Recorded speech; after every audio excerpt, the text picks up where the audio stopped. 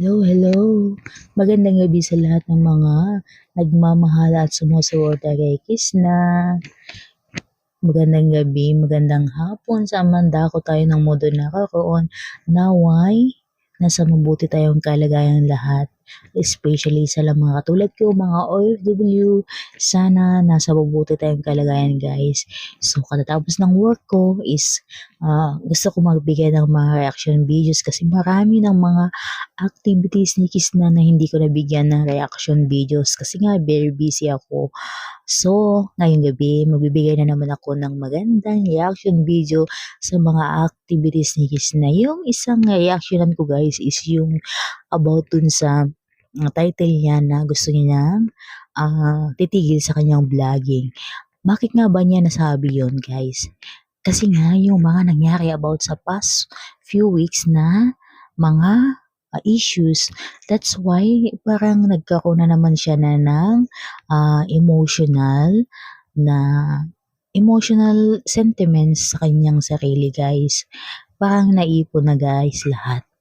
Yun ba yung sinabi ko last time na reaction video ko is dapat tayo mga supporters, tayo magli-lift up sa kanya, paitaas, huwag tayo yung dahilan upang siya ay,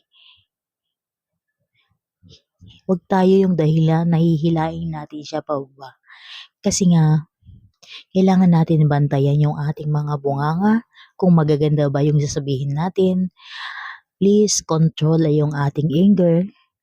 Then control our hands na kung tayo na sa comment section, please be control sa ating mga sarili is pag-isipan natin maigi kung maganda ba yun na sasabihin natin, maganda ba yun yung i-comment natin, hindi ba ma-affect, hindi ba magbigay ng cause na masaktan si Kisna or magbabackfire kay Kisna. Yun yung sinabi ko the last na sa reaction video ko is kung tayo yung gumagawa ng issue na support is it means lahat ay mapupunta kay Kisna kasi nga kung once na dinikit natin yung kanyang pangalan sa mga issues, of course si Kisna yung magkakaroon ng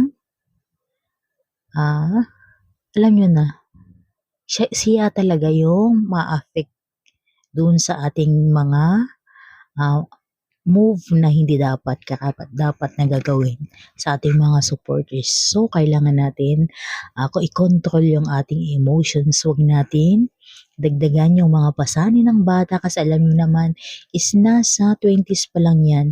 So, masyado pang hindi pahinog yung kanyang pag-handle ng kanyang mga problema.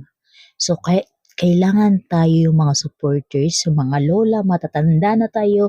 So, dapat tayo yung magbibigay ng magandang mga advices sa kanya. Ipo ba? Kita nyo naman, nung that time is talagang hindi niya na-control yung kanyang emotion na talaga siyang umiyak talaga. So, hindi nyo ba ramdam nung pinapanood ko ngayon, guys, is napapaluha ako kasi I feel the hard work, I feel the stressful. Di nyo ba alam yung mga stressful ng bata? She's only a 20 something, the age. Tapos, siya yung nag-handle sa mga financial. Alam nyo naman pag financial, guys, kung mag-isa ka lang na nagtatrabaho sa family. So, lahat sa'yo naka-handle. Lahat sa'yo yung mga budget, yung budgeting. Then, of course, yung mga plano. So, parang napuno lahat si Kisna. Parang yung mga baggage niya is talagang hindi niya nakaya. That's why umiyak siya. Alam nyo ba, yung ganyang edad is hindi pa niya masyadong kayang i-handle yung mga situations, halimbawa sa mga planning, sa mga, of course, yung plano niya na magpapatayo ng kanyang farmhouse, ay yung mga gusto niyang gawin sa kanyang farmhouse, pero hindi nakakaya ng kanyang, hindi niya nakakaya siguro na i-handle lahat ng mga yun. That's why, parang yung bigat na bigat yung nakita niyo naman yung time na yun is talagang mabigat na mabigat yung kanyang feelings sa time kaya napapaluha siya, napapaiyak kasi nga ramdam ko talaga na kung ikaw nag-iisa, nagplaplano is talagang mapapagod ka, andun yung stressful mo.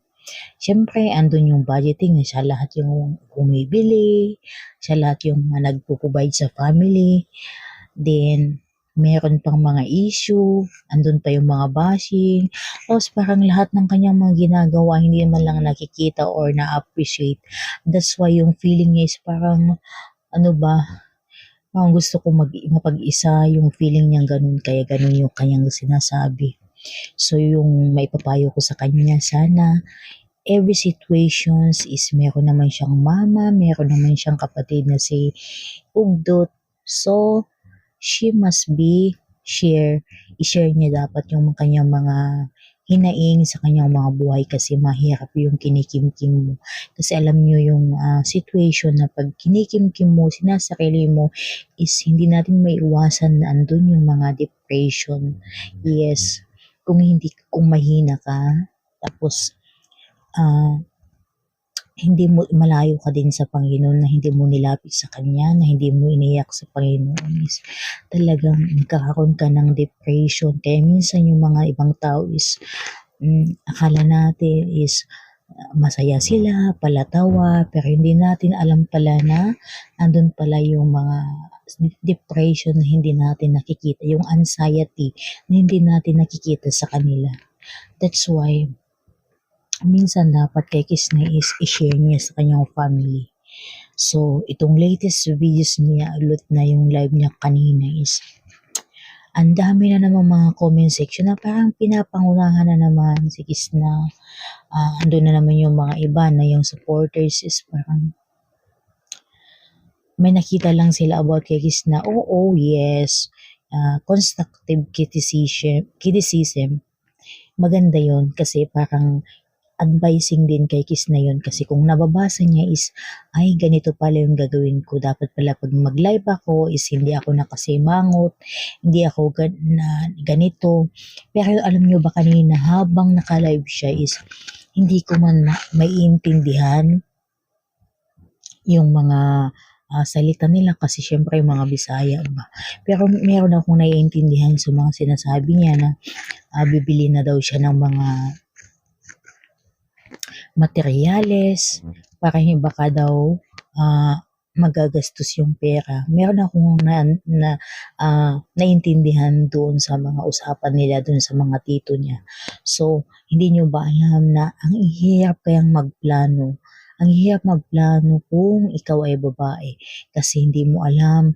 Siyempre, andun yung ililista mo yung mga kailangan meron kang karpentero na yung magaling para yung bang sabihin mo yung gusto mo na style ng bahay, yung planning, andun yung bang lahat-lahat is nasa kay Kiss na kaya ramdam ko talaga yung hindi mo talaga maiiwasan yung talagang mag-change mood ka. Yung start ba ng magla-live ka, halimbawa kanina okay naman yung start ng live niya tapos biglang nag-change mood siya, parang yung mukha niya is nag-change, pati din yung face niya, yung reaction ng face niya is pero parang nakasimangot. So, dapat tayong mga supporters niya is, yes, pwede tayong magsabi sa kanya yung kanyang gagawin pero in the sense naman na hindi siya masasaktan. In the sense na yung dahan-dahan lang yung pagsabi natin sa kanya ng yung bang hindi siya masyadong masasaktan sa ating mga sinasabi.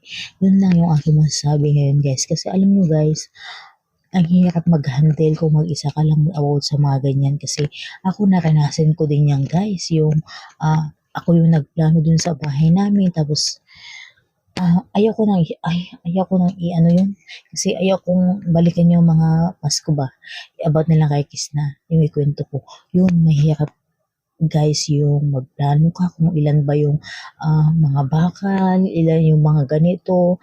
Kaya hindi, Kaya dapat unawain natin si Kiss na kung nakikita man natin, kung mahal natin siya, naiintindihan natin kung may mga dumating man, kahit naman siguro kayo, kahit kung may dumating man yung pagkakano ng ganyan, syempre kasi ako nga ugali ko din yung ganyan, lalong-lalo na pag makita mo yung bahay mo na napakadumi, tapos ang dami nila doon, tapos ikaw lang yung gumagawa, talagang magsisimangot talaga ako, nakasimangot lang ako.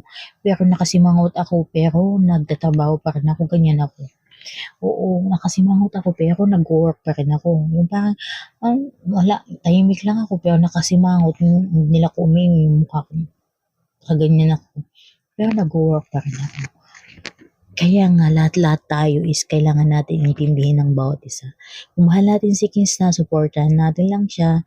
Then, tayo, kahit, oh yes, constructive criticism mo yung sinasabi ko is kailangan natin i-advise din.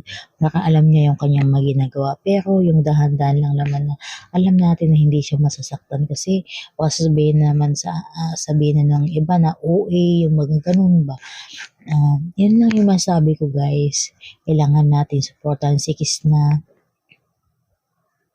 kasi alam ko yung batang yan is napakasipag. Siguro namomroblema siya sa mga, syempre alam niyo naman, financial, tapos yung mga trabaho, may siyang mga ginagawa, tapos siya lahat. Kaya dapat nating unawain at intindihin kung mahal natin si Kiss na. Yun lang yung masasabi ko guys. Yun lang yung konti kong reaction guys. Sanawa, nakapagbigay ako ng konting share sa inyo na meron tayong magandang tayong mga supporters is meron tayong makukuhang lesson sa ating lahat. Kailangan nating magmahalan, kailangan nating supportahan si Kiss na hanggang dulo. Yun lang yung masabi ko. Maraming salamat kasi mag-11 o'clock na guys. Kailangan ko din matulog kasi maaga akong gising. Yun lang guys. Maraming salamat. I-share natin yung kanyang mga video, yung Peking Koreana. Kasi malapit na siyang mag 100k guys. Then malapit na din yung kanyang birthday. So kailangan natin mag-effort pa upang sa ganun magwa 100k yung kanyang subscriber sa kanyang YouTube channel and i-follow din natin yung kanyang Facebook page Kisna Mahusay Vito and then supportahan din natin yung kanyang kapatid na si MJ si Ugdot guys. Supportahan lang ka natin din siya sa kanyang YouTube channel upang makatulong din sa kanyang family. Yun lang guys. Thank you so much. God bless everyone. Bye bye.